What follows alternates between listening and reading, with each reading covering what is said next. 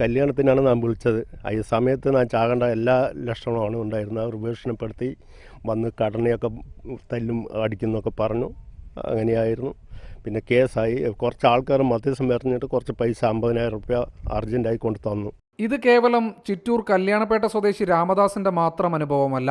നിരവധി പേരാണ് ഗോപാലപുരത്തെ ചിട്ടിക്കമ്പനികൾക്കെതിരെ ഒന്ന് പരാതി പറയാൻ പോലും ആകാത്ത അവസ്ഥയിലുള്ളത്. ഒരു റോഡിനപ്പുറത്ത് തമിഴ്നാട്ടിൽ ഓഫീസ്, കേരളത്തിൽ വ്യാപകമായി ചിട്ടിയുടെ പേരിൽ പണപ്പിരിവ്. 200-ലധികം വരുന്ന ജീവനക്കാരാണ് നിത്യവും ഗോപാലപുരത്തെ ചിട്ടിക്കമ്പനികളുടെ പണപ്പിരിവിനായി പാലക്കാട് ജില്ലയുടെ വിവിധ ഭാഗങ്ങളിലേക്ക് എത്തുന്നത്. ഇവർ ഉറപ്പിനായി നൽകുന്ന കമ്പനിയുടെ പേരെഴുതിയ ചിട്ടിത്തവണ പുസ്തകത്തിൽ രജിസ്ട്രേഷൻ നമ്പർ കാണാൻ പോലുമാകില്ല. ദിവസപ്പിരിവ് നടത്തുന്ന ഓരോ കമ്പനികളും കോടികളാണ് ഈ ഇനത്തിൽ തട്ടിയെടുക്കുന്നത്. കേരളത്തിൽ ചിട്ടിയിടപാട് നടത്തണമെങ്കിൽ ഇവിടെ രജിസ്റ്റർ ചെയ്ത് ഓഫീസ് തുറക്കണമെന്നാണ് നിബന്ധന. പക്ഷേ പാലക്കാട് ജില്ലാ രജിസ്ട്രേഷൻ വിഭാഗത്തിൽ ഗോപാലപുരത്തെ ഒറ്റ ചിട്ടി കമ്പനികളും രജിസ്റ്റർ ചെയ്തിട്ടില്ലെന്ന് ഉദ്യോഗസ്ഥർ തന്നെ സാക്ഷ്യപ്പെടുത്തുന്നു. അനുമതി വാങ്ങി അവർ ഇവിടെ ബ്രാഞ്ച് തുടങ്ങി, മനസ്സിലായോ?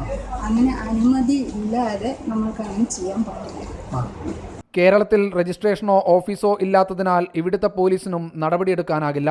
നിയമത്തിന്റെ പഴുതുപയോഗിച്ച് ചിട്ടിക്കമ്പനികൾ തട്ടിപ്പ് തുടരുമ്പോൾ ഇവരെ കൂച്ചുവിലങ്ങിടാൻ സർക്കാർ അടിയന്തരമായി ഇടപെടണമെന്നാണ് നാട്ടുകാരുടെ ആവശ്യം. ഓപ്പറേഷൻ കുബേരയുടെ അലയൊലികൾ അടങ്ങിയതോടെ ചിട്ടിക്കമ്പനികൾ വീണ്ടും രംഗത്തെത്തിക്കഴിഞ്ഞു, പുതിയ തട്ടിപ്പുമായി. ക്യാമറമാൻ രമേശ് നന്മാറയ്ക്കൊപ്പം ശ്രീകുമാരൻ, റിപ്പോർട്ടർ, പാലക്കാട്.